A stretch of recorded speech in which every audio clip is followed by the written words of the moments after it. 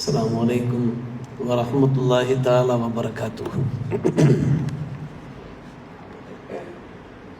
نحمده ونصلي على رسوله الكريم أما بعد فقد قال الله تعالى في كلامه القديم والفرقان المجيد أعوذ بالله من الشيطان الرجيم بسم الله الرحمن الرحيم قل إن كنتم تحبون الله فاتبعوني يحببكم الله ويغفر لكم ذنوبكم والله غفور رحيم. பெரும்புக்குரிய பெரியோர்களே, இது ரமதான் சிறப்பான முறையிலே நம்மை கடந்திருக்கிறது.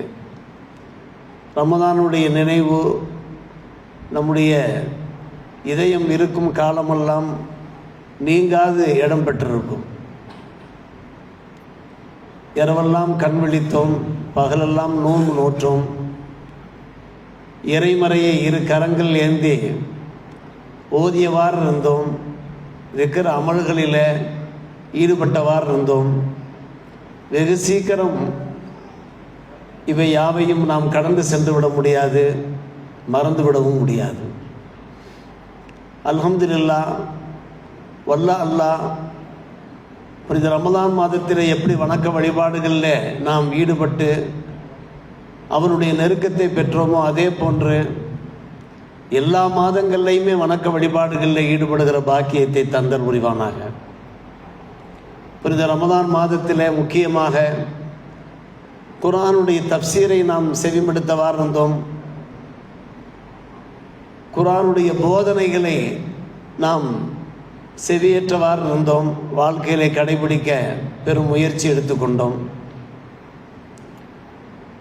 அதே சமயத்தில் குர்ஆனை விளங்குவதற்கு நபி ஸல்லல்லாஹு அலைஹி வஸல்லம் என்கின்ற அந்த ஒரு முகவரி நமக்கு தேவைப்பட்டார்கள். அவர்களுடைய அந்த வாழ்க்கை வழிமுறை வாயிலாக குர்ஆனுடைய அந்த விளக்க உரைகளை நாம் தெரிந்து கொண்டோம். என்ன காரணம்? எல்லாவற்றுக்கும் பின்னணியிலே எம்பெருமானார் ரசூலே கரீம் ஸல்லல்லாஹு அலைஹி அவர்கள் அமைந்திருக்கிறார்கள். எந்த அளவுக்கு குர்ஆனுடைய கட்டளைகளை நாம் ஏற்று நடக்க முடியுமோ அதே அளவுக்கு அருமை சகோதரர்களே, பெரியவர்களே, பெருமானார் ரசூலே கரீம் ஸல்லல்லாஹு அலைஹி வஸல்லம் இந்த சுன்னத்துக்கள், வழிமுறைகள், அவர்கள் நமக்கு கற்பித்து தந்த ஒழுக்க விழுமியங்கள், இவற்றையெல்லாம் நாம் கடைபிடித்து வாழ வேண்டும். அப்போதுதான் நாம் அல்லாஹ்வுடைய திருப்பொருத்தத்தை பெற முடியும். அல்லாஹ் ரப்புல் ஆலமீன் குர்ஆனிலே கூறிவிட்டான், நபியே நீர் கூறிவிடுவீராக, நீங்கள் அல்லாஹ்வை விரும்பக்கூடியவர்களாக இருந்தால் என்னை நீங்கள் பின்பற்றுங்கள். அப்போதான் அல்லாஹ் உங்களை விரும்புவான், அல்லாஹ் உங்களுடைய பாவங்களை மன்னிப்பான், அவன் சிறந்த மன்னிப்பாளன், கருணையாளன் என்று. அல்லாஹ்வுடைய முஹப்பத் நமக்கு எப்போது கிடைக்கும் என்றால் அல்லாஹ்வுடைய திருத்தூதருடைய அந்த சுன்னத்துக்களை கடைபிடிப்பதன் மூலமாகத்தான் கிடைக்கும் என்று அல்லாஹுவே அறிவிப்பு செய்து விட்டான் அன்னலார் மூலமாக. என்றால் அந்த சுன்னத்தினுடைய அந்த மதிப்பு மரியாதை என்ன என்பதை நாம் தெரிந்து கொள்கிறோம். குர்ஆனிலே பல இடங்களிலே ரசூல் நாயகம் பற்றி பேசப்பட்டிருக்கிறது. அல்லாஹ்வுடைய திருத்தூதர் வாழ்க்கையிலே சிறந்த முன்மாதிரி இருக்கிறது. வமை யுத்தியர் ரசூல ஃபக்கத் அத்தா அல்லாஹ், ரசூலுக்கு யார் கட்டுப்படுகிறாரோ அவர்தான் அல்லாஹுக்கு கட்டுப்பட்டவர். வமா ஆத்தாக்கும் ரசூல் ஃபஹுதூஹு வமா நஹாக்கும் அன்ஹு ஃபன்தஹு, ரசூல் உங்களுக்கு எதை கொண்டு வந்தார்களோ அதை நீங்கள் இறுக பற்றி கொள்ளுங்கள், எதை செய்ய வேண்டாம் என்று விளக்கினார்களோ அதிலிருந்து நீங்கள் விலகி நில்லுங்கள், அல்லாஹ்வை நீங்கள் பயந்து கொள்ளுங்கள், நிச்சயமாக அவன் கடுமையாக தண்டிப்பான் என்கிற அந்த வசனங்களை எல்லாம் நாம் அவ்வப்போது கேட்டுக்கொண்டே இருக்கிறோம். அன்பு பெருமக்களே, அல்லாஹுக்கு கட்டுப்பட்டவராக நாம் எப்போது ஆவோம் என்றால் அல்லாஹ்வுடைய திருத்தூதருக்கு நாம் கட்டுப்பட வேண்டும். சுன்னத்துக்களை நாம் கடைபிடிக்க வேண்டும். எந்த அளவுக்கு சுன்னத்துக்களை கடைபிடிக்க முடியுமோ கடைபிடிக்க வேண்டும். நாம் எப்படி வாழ வேண்டும், எப்படி சம்பாதிக்க வேண்டும், குடும்பம் நடத்த வேண்டும், தொழில் செய்ய வேண்டும், நண்பர்களோடு நாம் பழக வேண்டும், சமூக சேவை செய்ய வேண்டும் என்பன எல்லா வகையான வழிகாட்டுதல்களும் பெருமானார் ரசூலே கரீம் ஸல்லல்லாஹு அலைஹி வஸல்லுடைய வாழ்க்கையில் நமக்கு கிடைக்கப்பெறுகிறது. 40 வயதிலே நபி பட்டம் கொடுக்கப்பட்ட நாயகம் ஸல்லல்லாஹு அலைஹி வஸல்லம் அவர்கள் 23 ஆண்டு காலம் இறுதி நாள் வரை இந்த உம்மத் எப்படி வாழ வேண்டும் என்பதை முழுமையான முறையில் நமக்கு சொல்லி தந்துவிட்டு சென்று விட்டார்கள். ஒன்று நேரடியாக டைரக்டாக நமக்கு எடுத்துரைத்திருக்கிறார்கள், அல்லது மறைமுகமான முறையில், ஜாடையான முறையில், சூட்சமமான முறையில் நமக்கு எடுத்து சொல்லியவாறு சென்று விட்டார்கள். இமாமார்கள் அந்த சட்டத்திட்டங்களை எல்லாம் நமக்கு வகுத்து தந்து விட்டார்கள். எனவே முஸ்லிம்களாகிய நாம் எப்படிப்பட்ட ஒரு பிரச்சனை ஏற்பட்டாலும் அந்த பிரச்சனைக்கான தீர்வுகளை நாம் குர்ஆன் ஹதீஸ் மூலமாக தெரிந்து கொள்ள முடியும். ஃபிக்ஹ் கிதாபுகள் மூலமாக, மார்க்க கிரந்தங்கள் மூலமாக நமக்கு விளக்கம் கிடைக்கிறது. திகைத்து நிற்க வேண்டிய அவசியமே இல்லை. எனவே தான் அன்பு சகோதரர்களை, பெரியோர்களே, ஏக இறைவனுடைய அந்த கட்டளைக்கு அப்பால் நாம் அடுத்தபடியாக எம்பெருமானார் ரசூலே கரீம் ஸல்லல்லாஹு அலைஹி வஸல்லம் இந்த சுன்னத்துகளை நாம் நடைமுறைப்படுத்துவது மிக மிக முக்கியமானதாக இருக்கிறது. இமாம் ஹசன் ரஹ்மத்துல்லாஹி அலைஹி அவர்கள் சொல்லுவார்கள், நாம் பேசுகின்ற நல்ல பேச்சுக்கள் அது எப்போது நன்மையை பெறுமென்றால், சீர்திருத்தத்தை பெறுமென்றால் நாம் அதன் பிரகாரம் அமல் செய்ய வேண்டும். பேசிக்கொண்டிருந்தால் மட்டும் போதாது, நடைமுறைக்கு வர வேண்டும். சரி, நல்ல விஷயங்களை பேசினோம், அதன் பிரகாரம் நாம் அமல் செய்தோம், அது எப்போது நமக்கு நன்மை கொடுக்கும் என்றால் நல்ல நிய்யத்தோடு நாம் செய்ய வேண்டும். நம்முடைய நிய்யத் இருக்கிறதே பரிசுத்தமாக இருக்க வேண்டும், உயர்தரமானதாக இருக்க வேண்டும். எனக்கு தேவை அல்லாஹுடைய திருப்பொருத்தம், அல்லாஹுடைய நெருக்கம் என்று. சரி, சொல் சரியாக இருக்கிறது, செயல் சரியாக இருக்கிறது, நிய்யத் பரிசுத்தமாக இருக்கிறது, இது எல்லாமே அல்லாஹ்விடத்தில் எப்போது கபூலாக முடியும் என்றால் இல்லா பி சுன்னா, அதிலே சுன்னத்து இருக்க வேண்டும், நபி வழி இருக்க வேண்டும்.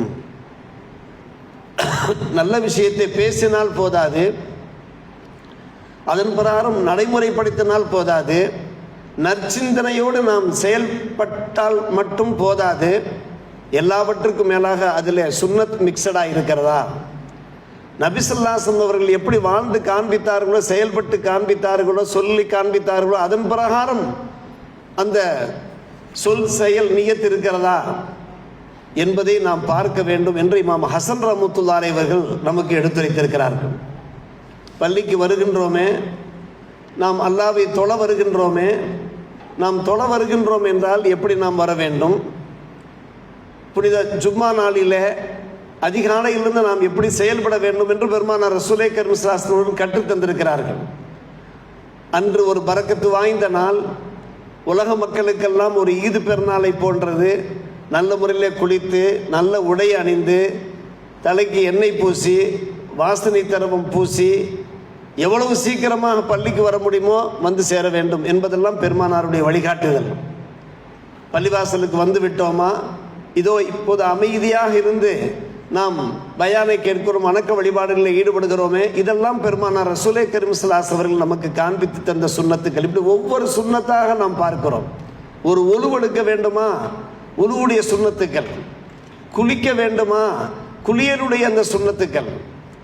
எப்படி வியாபாரம் செய்வது, இப்படி ஒவ்வொன்றாக நமக்கு கற்றுக் கொடுத்து விட்டு சென்றிருக்கிறார்கள் நபிகள் நாயகம் ஸல்லல்லாஹு அலைஹி வஸல்லம் அவர்கள். குர்ஆனிலே 6666 வசனங்கள் இருக்கின்றன. ஆனால் அதற்கான ஒரு விளக்க உரையாக பெருமானார் ரசூலே கரீம் ஸல்லல்லாஹு அலைஹி வஸல்லம் திகழ்ந்திருக்கிறார்கள். நபியை தள்ளி வைத்துவிட்டு நாம் வாழ்க்கையில் செயல்படவே முடியாது, சரியத்தை கடைபிடிக்கவே முடியாது. ஒரு விளக்கமாக சொல்ல வேண்டுமென்றால் நாம் பலமுறை கேட்டிருக்கலாம் அருமை சகோதரர்களே. ஐவேளை தொழுகை பற்றி குர்ஆனில் இருக்கிறது. இஷா தொழுகை, சுபுஹ் தொழுகை, லொஹர், அசர், மகரிப் இருக்கிறது. ஆனால் எத்தனை ரக்காத்துகள் தொழ வேண்டும் என்பது குர்ஆன் ஷரீஃபிலே கிடையாது. இருக்கிறதா? இஷா ஃபர்து 4 ரக்காத் இருக்கிறதா? சுபுஹினுடைய ஃபர்து 2 ரக்காத் இருக்கிறதா? லொஹர் 4 ரக்காத், அசர் 4 ரக்காத், மக்ரிப் 3 ரக்காத் இருக்கிறதா? கிடையாது. அப்படியானால் நாம் 5 வேளை தொழ வேண்டும் என்றாலும் கூட அருமை சகோதரர்களே, பெரியவர்களே, பெருமானார் ரசூலே கரீம் ஸல்லல்லாஹு அலைஹி வஸல்லம் வாழ்க்கை தேவைப்படுகிறதா இல்லையா? ஒரு ஸ்டெப் நாம் எடுத்து வைக்க வேண்டும் என்றாலும் கூட அங்கே சுன்னத்து நமக்கு தேவைப்படுகிறது. நாம் எப்படி நடக்க வேண்டும், எப்படி பார்க்க வேண்டும், யாரை பார்க்கலாம், யாரை பார்க்க கூடாது, ஒவ்வொரு விஷயத்தையும் நாம் பார்க்கிறோம். நாம் நடக்கின்ற போது நேர்கோட்டில் நடக்க வேண்டும், திரும்பி திரும்பி பார்த்து கொண்டு நாம் நடக்கக்கூடாது. எல்லாவற்றையுமே பெருமானார் ரசூலே கரீம் ஸல்லல்லாஹு அலைஹி வஸல்லம் அவர்கள் தங்களுடைய செயல்பாட்டு மூலமாகவே நமக்கு வாழ்ந்து காண்பித்திருக்கிறார்கள். இதை விளக்கமாக நாம் பேசிக்கொண்டே போகலாம். அன்பு சகோதரர்களே, பெரியவர்களே, இது தொழுகை ஒரு புறம் இருக்கட்டும். அடுத்து ஜக்காத். ஜக்காத் கடமை. 10 பவுன், 600 சொச்சம் வெள்ளி, நிசாப். இதை சொல்லிக் கொடுத்தவர் யார்? பெருமானார் ரசூலே கரீம் ஸல்லல்லாஹு அலைஹி வஸல்லம் அவர்கள் தான். ஜக்காத் கொடுங்கள் என்றுதான் அல்லாஹ் ரப்புல் ஆலமீன் கூறியிருக்கிறான். எத்தனை பவுன் தங்க நகை இருந்தாலோ, எத்தனை பவுன் வெள்ளி நகை இருந்தாலோ ஜக்காத் கொடுக்க வேண்டும் என்கிற அந்த நிசாப் இருக்கிறதல்லவா, அந்த நிர்ணயிக்கப்பட்ட அளவு இருக்கிறதல்லவா, அதையெல்லாம் சொல்லிக் கொடுத்தவர்கள் நாயகம் ஸல்லல்லாஹு அலைஹி வஸல்லம் அவர்கள் தான். எத்தனை ஆடுகள் இருந்தால், எத்தனை ஒட்டகைகள் இருந்தால், காரணம் அதிலேயும் நமக்கு ஜக்காத் இருக்கிறது, அதையெல்லாம் சொல்லிக் கொடுத்தவர்கள் பெருமானார் ரசூலே கரீம் ஸல்லல்லாஹு அலைஹி வஸல்லம் அவர்கள் தான். சுன்னத்தை விட்டுவிட்டு நாம் என்ன செய்ய முடியும்? சற்று யோசித்து பாருங்கள். ஹஜ் செய்கின்றோம். நீங்கள் ஹஜ் செய்யுங்கள் என்று குர்ஆன் ஷரீஃபில் இருக்கிறது, அவ்வளவுதான். எப்படி ஹஜ் செய்ய வேண்டும், எப்படி உம்ரா செய்ய வேண்டும், தவாஃப் 7 முறை நாம் வலம் சுற்றுகின்றோமே, அந்த 7 முறையை சொல்லிக் கொடுத்தவர் யார்? சை 7 முறை செய்கிறார்களே சஃபா மர்வா மத்தியிலே, அதை சொல்லிக் கொடுத்தவர் யார்? ஜமராத்திலே கல்லடிக்கிறோமே, அதை சொல்லிக் கொடுத்தவர் யார்? அரபாத்திலே சென்று நாம் தங்குகிறோம். அரபாத்தை பெற்று குர்ஆனிலே சொல்லப்பட்டிருக்க சூரா பக்ராவிலே வருகிறது. அங்கே தங்கி என்ன செய்ய வேண்டும் சொல்லிக் கொடுத்தவர் யார்? சுன்னத்து இல்லாமல் ஒன்றும் செய்ய முடியாதே அன்பு பெருமக்களே. புனித ரமதானிலே குர்ஆனுடைய போதனைகளை நாம் தெரிந்து கொண்டோம். ஆனால் ரமதானுக்கு பின்னாலே நபி ஸல்லல்லாஹு அலைஹி வஸல்லம் அந்த போதங்களை, அவருடைய வாழ்க்கை வழிமுறைகளை நாம் தெரிந்து கொள்ள வேண்டுமே. எனவே இப்படி ஒவ்வொன்றாக நாம் பேசிக்கொண்டே போகலாம் அருமை சகோதரர்களே, பெரியவர்களே. எனவே தான் நபி ஸல்லல்லாஹு அலைஹி வஸல்லம் அவர்கள் நம்முடைய வாழ்க்கையினுடைய ஒரு அங்கமாக திகழ்கிறார்கள். நம்முடைய ஒவ்வொரு அங்க அசைவுக்கும், ஒவ்வொருடைய பேச்சுக்கும், ஒவ்வொருடைய செயல்பாட்டுக்கும், எல்லாவற்றுக்கும் பின்னணியிலே எம் பெருமானார் ரசூலே கரீம் ஸல்லல்லாஹு அலைஹி வஸல்லம் அவர்கள் இருக்கிறார்கள். வல்ல அல்லாஹ் அவர்களை எவ்வளவு கௌரவப்படுத்துகிறான் பாருங்கள். இன்னல்லாஹ வ மலாயிகத்துஹு யுஸல்லூன அலன் நபி யா அய்யுஹல்லதீன ஆமனு ஸல்லு அலைஹி வ ஸல்லிமு தஸ்லீமா. அல்லாஹும்ம ஸல்லி அலா சய்யிதனா முஹம்மத் வ அலா ஆலி சய்யிதனா முஹம்மது வ பாரிக் வ ஸல்லிம் அலைஹி. நிச்சயமாக அல்லாஹும் அவனுடைய மலக்குமார்களும் நபி மீது சலவாத்து சொல்கிறார்கள். ஈமான் கொண்டவர்களே, நீங்கள் நபியின் மீது சலவாத்தும் சலாமும் சொல்லுங்கள்.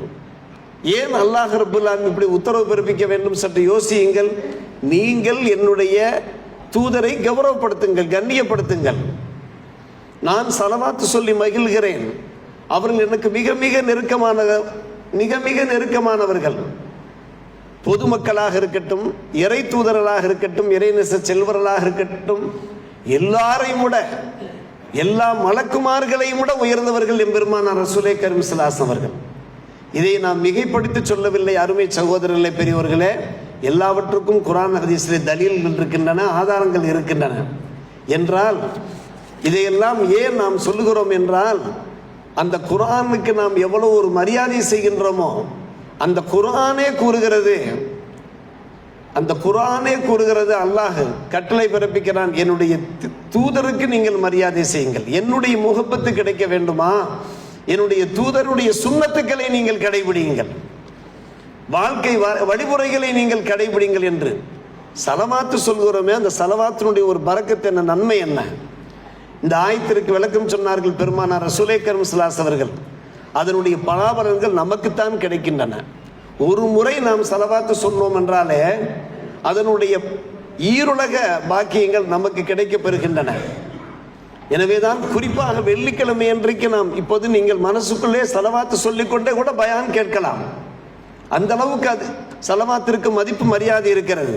ஹதீஸ்ல நாம் பார்க்கிறோம், சலவாத்து சொல்வது மூலமாக நம்பர் 1 அல்லாஹ்வுடைய உத்தரவுக்கு நாம் கட்டுப்படுகிறோம். காரணம், அவன்தான் சலவாத்து சொல்லும்படி சொன்னான் நபியின் மீது. நம்பர் 2, ஒரு முறை நபியின் மீது நாம் ஸலவாத்து சொன்னோம் என்றால் அல்லாஹ் நம் மீது 10 முறை ஸலவாத்து சொல்கிறான். ரஹ்மத், அல்லாஹ்வுடைய ரஹ்மத் நமக்கு 10 முறை கிடைக்கிறது. நம்பர் 3, 10 நன்மைகள் பதிவு செய்யப்படுகிறது. நம்பர் 4, அன்பான பெருமக்களே, 10 தரஜாக்களை அல்லாஹ் உயர்த்துகிறான். பல பிரச்சனைகள், பல சிக்கல்களை நாம் மாட்டிக்கொண்டிருப்போம். ஸலவாத்தினுடைய ஒரு பரக்கத்தின் காரணமாக நாம் முன்னிலைப்படுத்தப்பட்டு விடுவோம். நமக்கு எதிராக யார் செயல்படுகிறார்களோ அவர்கள் பின்னுக்கு தள்ளப்பட்டு விடுவார்கள். அல்லாஹ் நம்முடைய தரஜாக்களை உயர்த்தி விடுவான். நம்பர் 5, அன்பான பெருமக்களே, 10 பாவங்கள் மன்னிக்கப்படுகிறது ஸலவாத்தினுடைய ஒரு மகிமையின் காரணமாக. நம்பர் 6, நம்முடைய கவலைகள் தீர்க்கப்படுகிறது. ஹதீஸில் உள்ளதைத்தான் நாம் சொல்லுகிறோம். ஒரு ஸலவாத்து சொன்னோம் என்றால் யுக்ஃபா ஹம்முக வ யுக்ஃபரு தம்புக, கவலை தீர்க்கப்பட்டு பாவம் மன்னிக்கப்படுகிறது. ஸலவாத்து சொன்னோம் என்றால் நம்பர் 7, யுஸ்தஜாபு துஆவுக, துஆ அங்கீகரிக்கப்படுகிறது. ஸலவாத்து சொல்லாமல் நாம் துஆவினுடைய அங்கீகாரத்தை பெறவே முடியாது. அதன் காரணமாகத்தானே நாம் துஆ செய்கிற போது முதலிலே ஒரு ஸலவாத்து சொல்கிறோம். நடுவில் கூட சில சமயங்களில் ஸலவாத்து சொல்லிக் கொள்கிறோமா இல்லையா? முடிவிலையும் கூட, கடைசியிலையும் கூட நாம் ஸலவாத் சொல்கிறோம். எத்தனை நன்மைகள் பாருங்கள் ஸலவாத். இதன் மூலமாக அல்லாஹ் யாரை கண்ணியப்படுத்துகிறான்? என் பெருமானார் ரசூலே கரீம் ஸல்லல்லாஹு அலைஹி வஸல்லம் அவர்களை கண்ணியப்படுத்துகிறான். நம்பர் 1, தம்சீல் அம்ரில்லா. நம்பர் 2, யுஸல்லி அலைக்க யுஸல்லில்லாஹு அலைக்க அஷரா. நம்பர் 3, யுக்தபு அலைக்க அஷ்ரு ஹஸனாத். நம்பர் 4, யர்ஃபஉக்கல்லாஹு பிஹா அஷர தரஜாத். 5, யும்ஹா அன்க அஷ்ரு சய்யாத். 6, யுக்ஃபா ஹம்முக வ யுக்ஃபர் தம்புக. 7, யுஸ்தஜாபு துஆவுக, துஆ அங்கீகரிக்கப்படும். என்னுடைய துஆ அங்கீகரிக்கப்படவில்லையே, நான் பல பிரச்சனைகள் இருக்கிறேனே, என்னுடைய பிரச்சனைகள் தீரவில்லையே என்கின்ற கவலைக்கு வேலையே கிடையாது. அருமை சகோதரர்களே, நீங்கள் ஸலவாத்து சொல்லி பாருங்கள். அந்த ஸலவாத்தினுடைய அந்த பரக்கத்தை நாம் கண்டிப்பாக பெற முடியும். அன்பு சகோதரர்களே, பெரியவர்களே, முக்கியமாக நாம் தெரிந்து கொள்ள வேண்டிய விஷயம், சுன்னத்துக்களை கடைபிடிப்பதில் நாம் கூறுகின்றோமா இல்லையா? சுன்னத்துக்களை கடைபிடிக்க வேண்டும். என் பெருமானார் ரசூலே கரீம் ஸல்லல்லாஹு அலைஹி வஸல்லம் சுன்னத்துக்களை கடைபிடிப்பதில் தான் இத்தனை நன்மைகள் நமக்கு கிடைக்கின்றன. இதிலே ஒரு முக்கியமான விஷயம், நாம் தொப்பி அணிந்து தொழுவது. தொப்பி அணிந்து தொழுவது இருக்கிறதே, அது ஒரு முக்கியமான சுன்னத். அருமை சகோதரர்களே, பெரியவர்களே, இது ஏன் நாம் கவனத்திலே கொள்ளவில்லை என்பதுதான் விந்தையிலும் விந்தையாக இருக்கிறது. சொல்லப்போனால் வேதனையிலேயும் வேதனையாக இருக்கிறது. காரணம், நாம் பெருநாளைக்கு துணிமணிகள் பர்ச்சேஸ் பண்ணுகிறோம், அலங்கார துணிமணிகளை பர்ச்சேஸ் பண்ணுகிறோம். ஒரு தொப்பி வாங்குவதற்கு நமக்கு என்ன பிரச்சனை இருக்கிறது? நாம் துணிமணிகள் பர்ச்சேஸ் பண்ணுகிற போது, அன்பு சகோதரர்களே, பெரியவர்களே, கடைகளில் நமக்கு அழகான தொப்பிகள் கிடைக்கின்றனவே, அதை நாம் வாங்குகிறோமா இல்லையா? அது முஸ்லிம்களுடைய சின்னமா இல்லையா? முஸ்லிம்களுடைய மணிமகடமா இல்லையா? இன்றைக்கு ஒரு சில பேர் தொப்பி அணியாமல் தொழுகிறார்கள் என்றால் அவர்கள் மறுக்கவில்லை, அது நபி வழி என்பதை மறுக்கவில்லை. ஆனால் நாங்கள் இப்படித்தான் இருப்போம் என்று அவர்கள் தொழுது கொண்டிருக்கிறார்கள், அவ்வளவுதான். ஒரு சமுதாயம் உருவாகி கொண்டிருக்கிறது. எப்படிப்பட்ட சமுதாயம் என்றால், தொப்பி அணியாத சமுதாயம் உருவாகி கொண்டிருக்கிறது. யாரை பார்த்து உருவாகி கொண்டிருக்கிறது என்றால், பெற்றோரை பார்த்து உருவாகி கொண்டிருக்கிறது. பெற்றோர் என்ன செய்ய வேண்டும்? பிள்ளைகளுக்கு சொல்ல வேண்டும். முதல் சப்புகளில், இரண்டாவது சப்புகளிலேயே தொப்பி இல்லாமல் வந்து பிள்ளைகள் இருக்கிறார்கள் என்றால், இங்கே தொப்பிகள் வரிசையாக அடுக்கப்பட்டிருந்தும் கூட அந்த தொப்பிகளை அவர்கள் பயன்படுத்தாமல் இருக்கிறார்கள் என்றால், நாம் என்ன செய்ய வேண்டும்? நம்முடைய பிள்ளைகளிடத்திலே அவர்கள் பள்ளிக்கு செல்கிற போதே சொல்ல வேண்டும், அப்பா வீட்டை தொப்பி இருக்குதுப்பா, 5 போய் தொழுப்பான்னு சொல்லணும். அப்படி நம்ம சொல்லலைன்னா விளைவு யாரை தாக்கும் தெரியுமா? நம்மளை தான் தாக்கும், பெற்றோரை தான் தாக்கும். பிள்ளைங்க வந்து சுண்ணத்தை கடைபிடிக்கல அப்படின்னா, நல்லா கவனிங்க அருமை சகோதரர்களே, நம்முடைய பிள்ளைகள் சுண்ணத்தை கடைபிடிக்கல அப்படின்னா நாம அந்த சுண்ணத்தை அவங்களுக்கு எடுத்து சொல்லலை, அந்த சுண்ணத்தினுடைய அந்த நன்மைகளை பாக்கியங்களை நம்ம எடுத்து சொல்லலை. அப்ப சுண்ணத்தை கடைபிடிக்காத ஒரு சமுதாயத்தை, ஒரு சந்ததியை நம்ம வந்து உருவாக்கிக்கிட்டு இருக்கிறோம். அதனுடைய விளைவுகள் கண்டிப்பா அன்பான பெருமக்களை கிதாபுகளை எச்சரிக்கை செய்யப்பட்டிருக்கிறது. சரி, தொப்பி அணிவது சம்பந்தமா நிறைய ஹதீஸ்கள் வந்திருக்கிறது. ஒரு ஆயத்து, ஹுது ஜீனத்துக்கும் இந்த குல்லி மஸ்ஜித், நீங்கள் பள்ளிவாசலுக்கு செல்லுகிற போது ஜீனத்தோடு செல்லுங்கள், அலங்காரத்தோடு செல்லுங்கள். அந்த அலங்காரம் என்பதற்கு விளக்கமாக சொல்லுகிறார்கள், தொப்பி என்கிற அந்த விளக்கமும் சொல்கிறார்கள். நல்ல உடை அணிகிறீர்கள், வாசனை தர்வம் பூசிக்கொண்டு நீங்கள் செல்கிறீர்கள், கம்பீரமாக நீங்கள் செல்கிறீர்கள். அதே போன்று நீங்கள் தலையிலே தொப்பி அணிந்தீர்கள் என்றால் அதற்கு ஒரு தனி அழகு இருக்கிறது. இது ஒரு விளக்கம் நம்பர் 1. நம்பர் 2, இமாம் ருக்கானா ரலியல்லாஹு அன்ஹு அவர்கள் கூறுகிறார்கள், துர்மதியில் ஹதீஸ் பதிவு செய்யப்பட்டிருக்கிறது, நன்கு கவனிக்க வேண்டும். இதை நாம் மட்டும் உங்களுக்கு சொன்னால் போதாது அன்பு சகோதரர்களே, நீங்களும் என்ன செய்ய வேண்டும், பிறருக்கு எடுத்து சொல்ல வேண்டும், அன்பு நண்பர்களுக்கு சொல்ல வேண்டும். சஃப்புகளில் தொப்பி அணியாமல் ஒருவர் நின்றார் என்றால், அப்பா போய் தொப்பியை போட்டு தொழு என்று சொல்லணும். உலமாக்கள் சொல்லுவாங்க, ஊர் நிர்வாகம் சொல்லணும், அல்லது யாரோ முக்கியஸ்தர்கள் தான் சொல்லணும் என்று ஒருபோதும் எதிர்பார்க்கவே கூடாது. ஒன்று சுயமாக அவங்கவுங்க செயல்படணும், அல்லது மற்றவங்க சொல்லணும். சொல்லியும் செய்யலையா அது அவங்க தலையோடு போட்டுன்னு விட்டுறணும், அவ்வளவுதான். இமாம் ருக்கானா ரலியல்லாஹு அன்ஹு சொல்றாங்க, இன்ன ஃபர்கமா பைனனா வ பைனல் முஷ்ரிகீன், நமக்கும் முஷ்ரிக்கீன்களுக்கு மத்தியிலே உண்டான ஒரு வித்தியாசம் என்னவென்றால், அல் அமாயிமு அல் கலானிசி, தொப்பி அணிந்து தலப்பா கட்டுவது. தலப்பா கட்டுறோமோ இல்லையோ தொப்பியாவது அணிவது. இது ஹதீஸ். அன்பான பெருமக்களே, இந்த ஹதீஸை ஒருவருமே மறுக்கவில்லை. காரணம், யார் தொப்பி அணியாமல் தொழுது கொண்டிருக்கிறார்களோ அவர்களுடைய தலைவர் தொப்பி அணிந்தான் அவர் உபதேசம் பண்ணி கொண்டிருக்கிறார். சற்று யோசித்து பாருங்கள். தொப்பிக்கு ஆதாரம் இல்லாவிட்டால் அவர் ஏன் தொப்பி அணிய வேண்டும்? நன்கு யோசியுங்கள் அன்பு சகோதரர்களே. அப்படியானால் இது முஸ்லிம்களுடைய ஒரு மணிமகுடம், இது முஸ்லிம்களுடைய ஒரு சின்னம். இந்த சின்னத்தை நாம் அவமதிக்கலாமா? இமாம் அனஸ் இப்னு மாலிக், ஹஜ்ரத் அனஸ் இப்னு மாலிக் ரலியல்லாஹு ஒரு அறிவிப்பு செய்கிறார்கள். நபி அவர்கள் மக்கா வெற்றி பெற்ற போது மக்காவுக்குள் பிரவேசித்தார்கள். அப்படி பிரவேசிக்கிற போது அல் மிக்ஃபர், அவர்களுடைய தலையில மிக்ஃபர் இருந்தது. மிக்ஃபர் என்றால் அழகான ஒரு ஹெல்மெட் போன்ற ஒரு கவசம், ஒரு சாதனம் இருந்தது.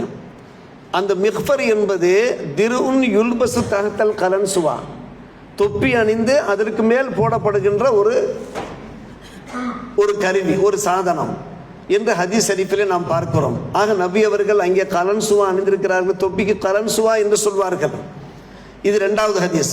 3வது ஹதீஸ், அருமை சகோதரர்களே பெரியவர்களே, ஹஜ்ரத் அப்துல்லா பின் உமர் ரலியல்லாஹு அன்ஹு அவர்கள் அறிவிக்கிற ஒரு ஹதீஸ், மிக முக்கியமான ஒரு விஷயம். நம்ம சஹீஹ் புகாரியில் உள்ள ஒரு ஹதீஸ். அன்பான பெருமக்களே, ஒரு மனிதர் பெருமானாரிடத்தில் கேட்கிறார், யா ரசூலல்லாஹ், எஹராம் அணிந்தவர், அதாவது புனித ஹஜ்ஜுக்கு செல்லக்கூடியவர், உம்ராவுக்கு செல்லக்கூடியவர் எஹராம் உடை அணிந்திருப்பார்களா இல்லையா, அவர்கள் எதை அணியலாம் என்று கேட்கிறார். எதை அணியலாம் என்று கேட்கிறார். நமக்கு ஓரளவுக்கு அந்த சட்டம் தெரிகிறது. எஹராம் அணிந்தவர் தையல் ஆடையை அணியக்கூடாது என்கிற அந்த சட்டம் நமக்கு தெரியும். இந்த ஹதீஸின் வாயிலாகத்தான் அந்த சட்டம் தெளிவுபடுத்தப்படுகிறது. சஹீஹ் புகாரியில் உண்டான ஒரு ஹதீஸ். நபிகள் நாயகம் ஸல்லல்லாஹு அலைஹி அவர்கள் எதை அணியலாம் என்று கேட்டவருக்கு எதையெல்லாம் அணியக்கூடாது என்று சொல்லி விளக்கம் சொல்லிவிட்டார்கள். ஆம், அவர் சட்டை அணியக்கூடாது, அவர் சுருவால் அணியக்கூடாது, தொப்பியும் அணியக்கூடாது, ஹுஃப் மோசாவும் அணியக்கூடாது, இப்படியே சொல்லிவிட்டார்கள். சொல்லும் போது ஏன் தொப்பி அணியக்கூடாது என்று சொல்கிறார்கள்? சற்று யோசித்து பாருங்கள். எஹராம் கட்டியவர்களுக்கு தொப்பி அணியக்கூடாது, எஹராம் கட்டாதவர்கள் தொப்பி அணிய வேண்டும் என்பதான அதனுடைய கருத்து. அருமை சகோதரர்களே, இன்றைக்கு பாதிக்கு பாதி பேர் என்ன செய்கிறார்கள்? தொப்பி அணியாமல் தொழுகிறார்கள். இஸ்லாமிய சமுதாயத்தில் இப்படிப்பட்ட ஒரு நிலைமை ஏன் ஏற்படுகிறது என்பது நமக்கு புரியவே இல்லை. ஐவேளை தொழுகைக்கு வரக்கூடியவர்களும் நமக்கு சங்கடமாக இருக்கிறது. இப்படியெல்லாம் நிற்கிறார்களே, யாரோ எவரை போன்று. ஏனென்றால் பெருமானார் சொல்லிவிட்டார்கள், நமக்கும் முஸ்லிம்களுக்கும் இடையில் உள்ள ஒரு வித்தியாசமே தொப்பி என்று சொல்லிவிட்டார்கள். நாம் முஸ்லிம்கள் தானே? சற்று யோசியுங்கள் அன்பான பெருமக்கள். அடுத்த தலைமுறை எப்படி உருவாகி கொண்டிருக்கிறது என்பதை யோசியுங்கள். 2ஆம் தலைமுறை எப்படி உருவாகி கொண்டிருக்கிறது, அதுக்கு நம்முடைய பிள்ளைகளுக்கு சொல்லிக் கொடுக்க வேண்டியவர்கள் யார் என்பதை யோசியுங்கள். இதோ அன்பு சகோதரர்களை பற்றி நிறைய ஹதீஸ்கள் வருகிறது. ஹஜ்ரத் உமர் ரலியல்லாஹு தஆலா அன்ஹு அவர்கள் ஒரு அழகான ஹதீஸ் சொல்கிறார்கள்.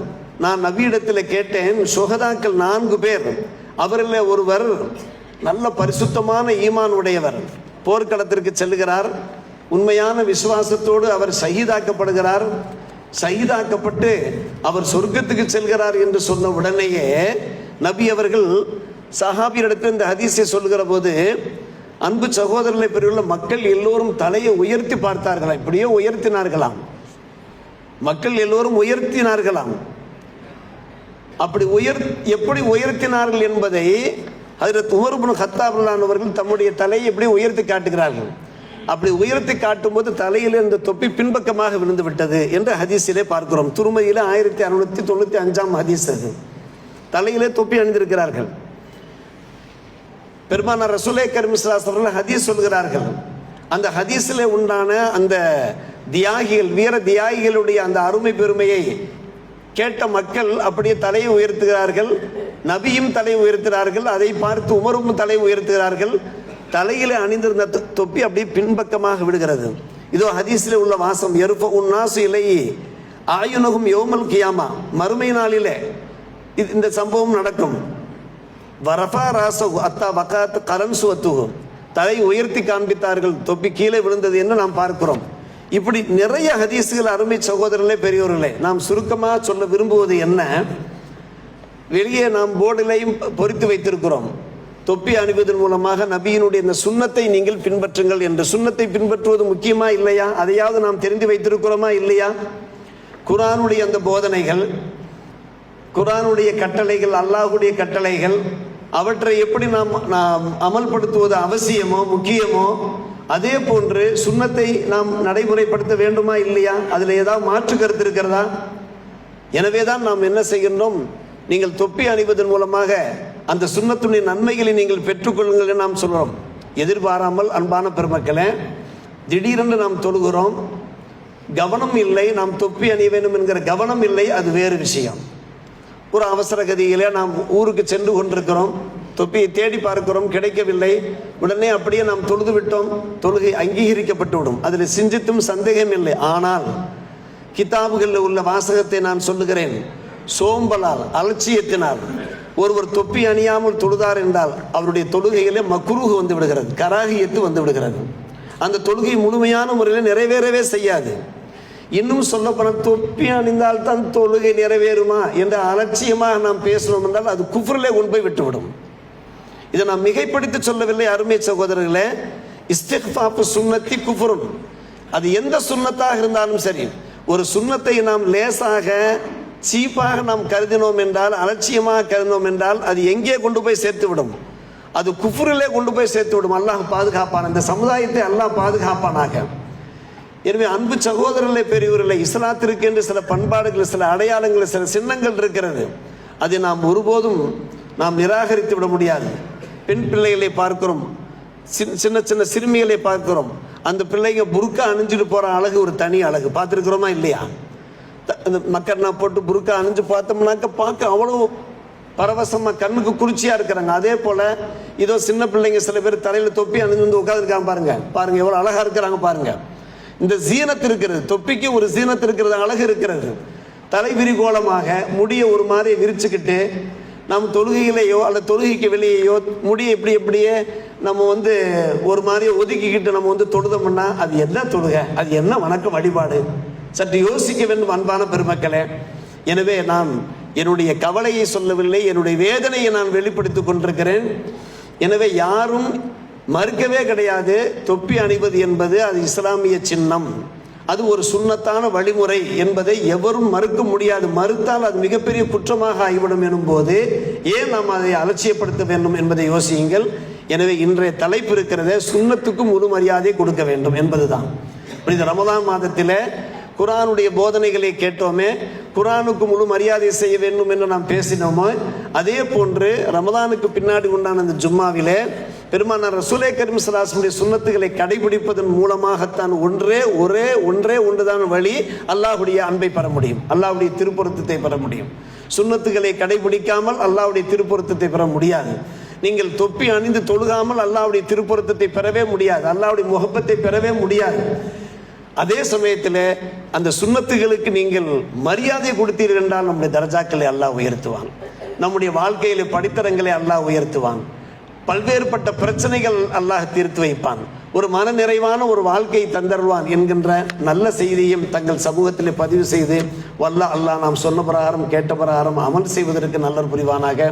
வாஹிர் தாவான் அல்ஹம்துலில்லாஹி ரப்பில் ஆலமீன்.